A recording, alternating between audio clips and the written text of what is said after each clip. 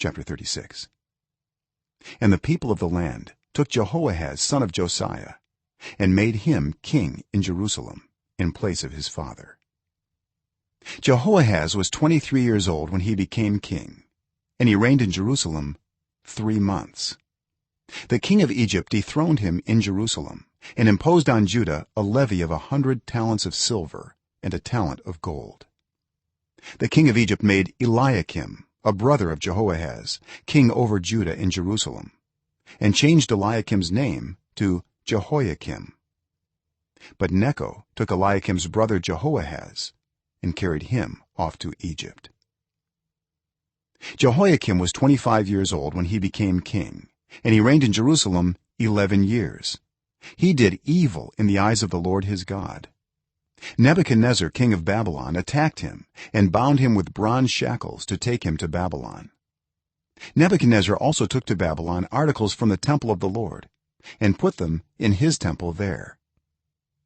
The other events of Jehoiakim's reign, the detestable things he did, and all that was found against him, are written in the book of the kings of Israel and Judah. And Jehoiachin his son succeeded him as king. Jehoiachin was 18 years old when he became king, and he reigned in Jerusalem 3 months and 10 days. He did evil in the eyes of the Lord. In the spring King Nebuchadnezzar sent for him and brought him to Babylon, together with articles of value from the temple of the Lord, and he made Jehoiachin's uncle Zedekiah king over Judah and Jerusalem. Zedekiah was 21 years old when he became king, and he reigned in Jerusalem 11 years. He did evil in the eyes of the Lord his God and did not humble himself before Jeremiah the prophet, who spoke the word of the Lord. He also rebelled against King Nebuchadnezzar, who had made him take an oath in God's name. He became stiff-necked and hardened his heart and would not turn to the Lord, the God of Israel. Furthermore, all the leaders of the priests and the people became more and more unfaithful, following all the detestable practices of the nations and defiling the temple of the Lord, which he had consecrated in Jerusalem. The Lord, the God of their ancestors, sent word to them through his messengers again and again, because he had pity on his people and on his dwelling place.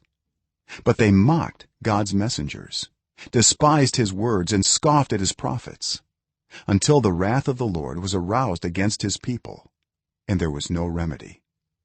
He brought up against them the king of the Babylonians, who killed their young men with the sword in the sanctuary, and did not spare young men or young women, the elderly or the infirm. God gave them all into the hands of Nebuchadnezzar. He carried to Babylon all the articles from the temple of God, both large and small, and the treasures of the Lord's temple, and the treasures of the king and his officials. They set fire to God's temple and broke down the wall of Jerusalem. They burned all the palaces and destroyed everything of value there.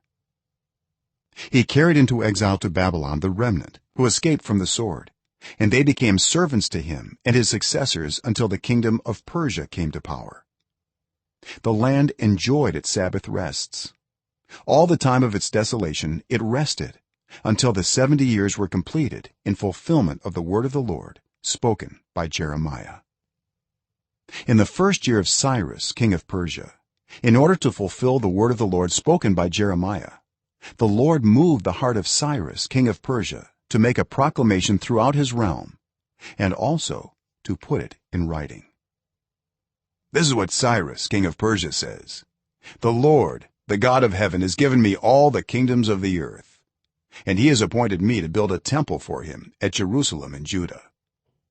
Any of his people among you may go up, and may the Lord their God be with them."